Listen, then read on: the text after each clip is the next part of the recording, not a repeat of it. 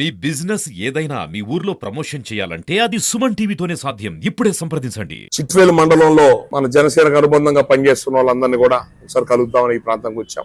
అందరినీ కోరుతుంది ఒకటే, జనసేన పార్టీ అంటే మిగతా పార్టీలా కాదు.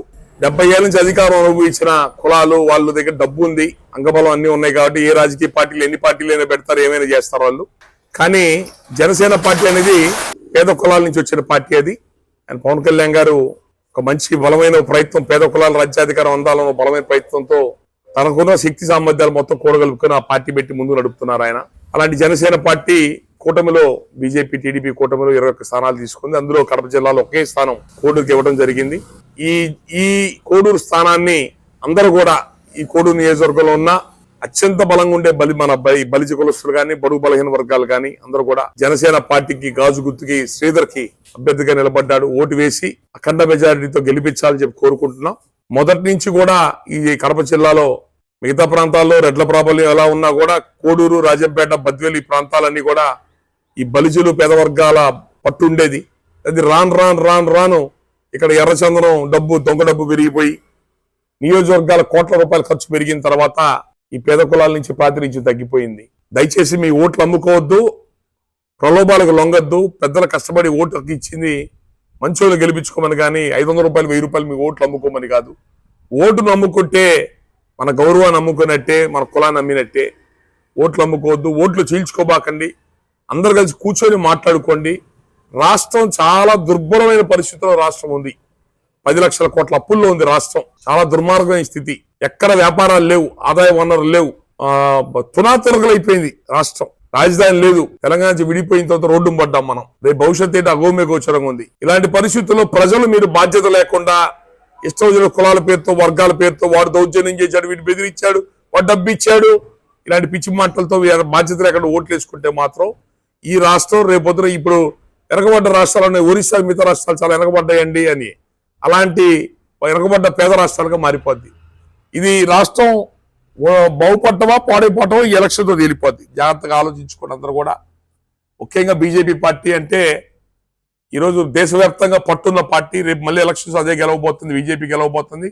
మోడీ గారు బలమైన నాయకత్వంతో దేశాన్ని అభివృద్ధి మార్గంలో నడిపిస్తున్నాడు. అనేక దేశాలు ఈరోజు భారతదేశాన్ని గౌరవంగా చెప్పుకుంటున్నారు. ఈరోజు రాష్ట్రం ఉన్న పరిస్థితి ఏంటంటే ఒక్క రోజు జీతాలు ఇవ్వడానికి డబ్బులు లేవు. ఏదో పొలాల ఆస్తులు తాకట్టు పెట్టండి, రాష్ట్రం ముందుకు నడవదు. ఇలాంటి పరిస్థితుల్లో కేంద్రం యొక్క సహకారం కావాలా. కాబట్టి బీజేపీ పార్టీ కూడా కలుపుకొని వెళ్తున్నారు. కాబట్టి ఇక్కడ ఎన్డీఏ కూటమి అభ్యర్థి, జనసేన అభ్యర్థి అయిన శ్రీధర్ కి ఇక్కడున్న బలిజలు, బడుగు బలహీన వర్గాలందరూ కూడా మీ అందరు ఓట్లు, ఒక్క ఓటు కూడా తేడా పడకూడదు, అందరు ఓట్లు కూడా వేసి అఖండ మెజార్టీతో గెలిపించండి. ఎక్కడికి వెళ్ళి నేను నియోజకవర్గం అన్ని ప్రాంతాలకు వెళ్ళాను, చాలా బాగుంది. తప్పకుండా జనసేన అభ్యర్థి గెలుస్తారని చెప్పుకున్నారు. ఈ పార్టీలో ఉన్న అభ్యర్థులు గెలిపిస్తే వీళ్ళు అసెంబ్లీలోకి వెళ్తే ఈ పేద కులాల నుంచి వచ్చిన పార్టీ బతుకుద్ది. జగన్మోహన్ రెడ్డి గారి పార్టీలో 6 అంటే ఇక 4 ఒంగోలు, నెల్లూరు కలిపి 6 జిల్లాల్లో ఒక్క సీటు కూడా ఇవ్వాల. అంటే మరి వాళ్ళ దృష్టిలో బలిజలు ఉన్నారా లేరంట, అంటే వాళ్ళ అవసరం లేదనే, అదే నాకు అది అర్థం కావట్లేదు. టీడీపీ పార్టీ రాజంపేట ఒకటి ఇచ్చారు, అటు నెల్లూరులో నారాయణ గారు ఒకటి ఇచ్చారు. జనసేన పార్టీ తిరుపతి ఒకటి ఇచ్చింది బలిజాస్కి. ఇది ఒక విధంగా చెప్పాలంటే ప్రజాస్వామ్యానికి అవమానం, ఇది అపహాస్యం చేయటం అనమాట. ఈ విషయాన్ని మాత్రం మేము దీన్ని చాలా సీరియస్గా తీసుకుంటున్నాం. మా బలిజ కాపు కులం తరపున దీన్ని ఖచ్చితంగా రేపు ఎలక్షన్స్లో దీని యొక్క ప్రభావం ఖచ్చితంగా ఉంటుంది. మమ్మల్ని విస్మరించిన వాళ్ళు భారీ మూల్యం చెల్లించుకోవాల్సి వస్తుంది. అట్లాగే ఈ ప్రాంతంలో ఉన్న బలిజ కులస్తుల్ని, బడుగు బలహీన వర్గాలు కూడా అదే అడుగుతున్నా. మీరు ఉన్నారు అని కూడా మిమ్మల్ని మర్చిపోయి టికెట్లు కూడా ఇవ్వకుండా మీ ఉనికి ఉందో లేదో కూడా లేని స్థితికి రాజకీయ పార్టీలు మిమ్మల్ని చూస్తున్నాయి అంటే మనం ఎంత చైతన్య రహితంగా ఉన్నామో ఆలోచించుకోండి. రాజకీయంగా యాక్టివ్గా ఉండండి. మన హక్కుల కోసం చొక్కా పట్టుకుని నిలదీయాల్సిన అవసరం ఎంతైనా ఉంది.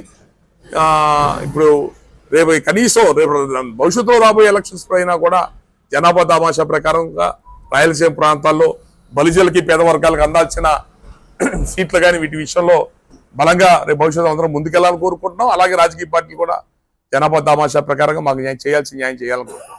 ఒక రాష్ట్రానికి ముఖ్యమంత్రి చేసిన వ్యక్తి ఈరోజు ఎంపీగా గెలిస్తే ఖచ్చితంగా బీజేపీ పార్టీ ఆయనకి కేంద్ర మంత్రి ఇచ్చే అవకాశం ఉంటుంది. ఈ ప్రాంతాలు అభివృద్ధి చేసుకునే అవకాశాలు ఉంటాయి.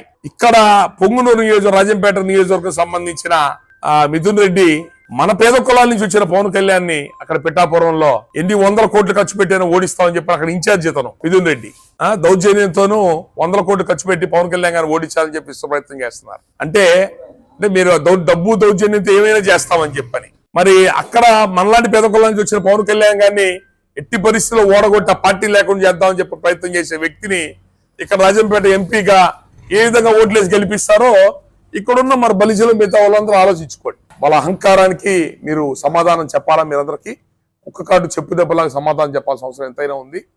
రేపు మన జనసేన పార్టీ అభ్యర్థి అరవ శ్రీధర్ గారిని, బీజేపీ పార్టీ ఎంపీ అభ్యర్థి కిరణ్ కుమార్ రెడ్డి గారిని మీరందరూ కూడా ఖచ్చితంగా ఓట్లేసి గెలిపించండి. ఈ రాష్ట్రాన్ని కాపాడుకునే ప్రయత్నం చేద్దాం. పేద కులాల రాజ్యాధికారం సాధించుకోవడానికి ప్రయత్నం.